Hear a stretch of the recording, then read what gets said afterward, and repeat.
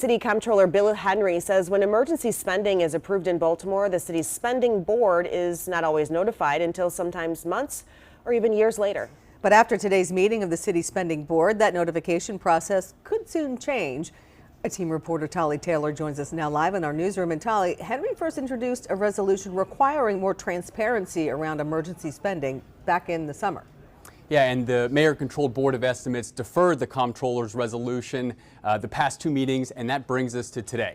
This morning, the city's law department came with its own version of the resolution, and the comptroller and the city council president had extensive back and forth with the city's chief administrative officer, acting city solicitor, and deputy city solicitor.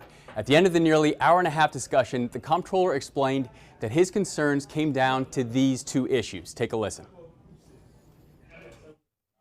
One problem is that no one outside of the administration knows what's been requested and what's been approved.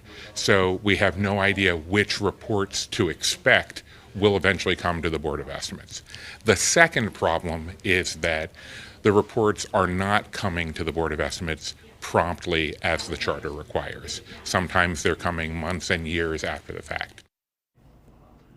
Tolly said the Board of Estimates is sometimes not finding out until months or years after that money has already been spent on these emergency contracts. Yeah, that's what Bill Henry says, and he says tens of millions of dollars have gone out the door over the past few years via emergency procurement. So Henry's pushing for two things. One, he wants someone outside the mayor's administration being alerted when an emergency contract is approved. Ideally, that would be the comptroller or the council president, and that should happen within days of the contract approval. And two, he wants that notification process to be done by an electronic system automatically. He doesn't want any human error involved. He says these changes will bring more accountability for the city's money and more transparency for the public. The acting city solicitor, Ebony Thompson, signaled that the law department is willing to make some of the changes that Henry's seeking. Take a listen. A, to amend the language to account for some of the concerns that the council president and comptroller had, and then B, to see if there's some type of streamlining that we can do after the emergency procurement is approved.